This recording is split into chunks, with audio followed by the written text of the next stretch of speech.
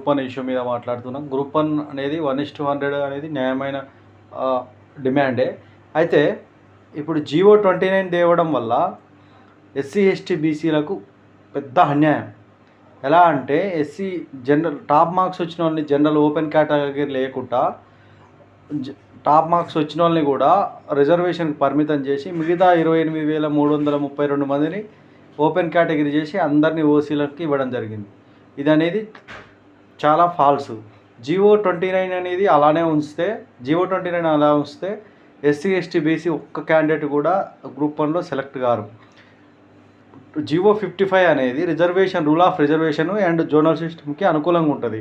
ఈ జీవో 29 వల్ల ఏమైందంటే తెలుగు మీడియం స్టూడెంట్స్ కానీ, ఎస్సీ, ఎస్టీ, పూర్ పీపుల్ కానీ, జెడ్పీహెచ్ఎస్ స్కూళ్ళలో చదివిన వాళ్ళు కానీ, గవర్నమెంట్ స్కూళ్ళలో చదివిన వాళ్ళు అందుకోలేరు. కాబట్టి ఈ గ్రూప్ 1 అనేది పేద విద్యార్థులకు తెలంగాణ మ్యాప్ సాక్షిగా చెప్తున్నా, తెలంగాణ అమరవీరుల సాక్షిగా చెప్తున్నా, గ్రూప్ 1లో మాత్రం అవకతవకలు జరిగాయి. గ్రూప్ 2 కూడా రీనోటిఫికేషన్ ఏమంటే వేయట్లేరు, దాంట్లో కూడా అవకతవకలు జరిగినాయి.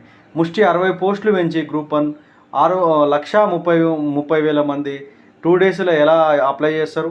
మళ్ళీ దీంట్లో జోనల్ సిస్టమ్ లేకుండా మళ్ళీ 2 డేస్ లాస్ట్ 2 డేస్నే 1,30,000 అప్లికేషన్స్ ఎలా వస్తాయి?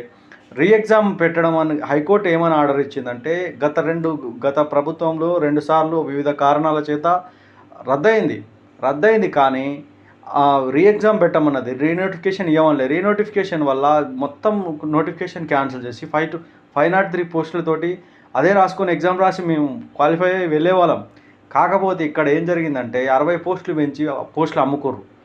బూచిగా 60 పోస్టులని గొప్పగా చూపించి 563 పోస్టులు అమ్ముకోరు. కాబట్టి జీవో 29 క్యాన్సిల్ చేసి మళ్ళీ ఎగ్జామ్ పెడితేనే న్యాయం జరుగుతుంది.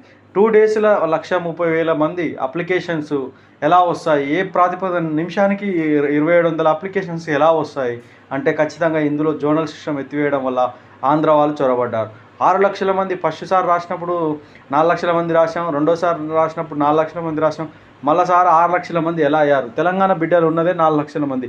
2 డేస్లో 2 లక్షల మంది 1,30,000 కాంపిటీషన్ అప్లికేషన్స్ ఎలా వస్తాయి?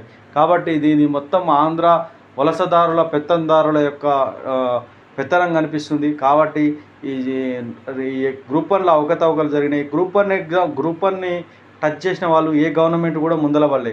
గ్రూప్ 1 పోస్టులు అమ్ముకుందామని గ్రూప్ 1 పెద్ద అలా చేస్తే గవర్నమెంట్ ఉండదు. కాబట్టి జీవో 29 క్యాన్సిల్ చేయాలి. అసెంబ్లీలో ఎమ్మటే జాబ్ క్యాలెండర్ ప్రకటించాలి.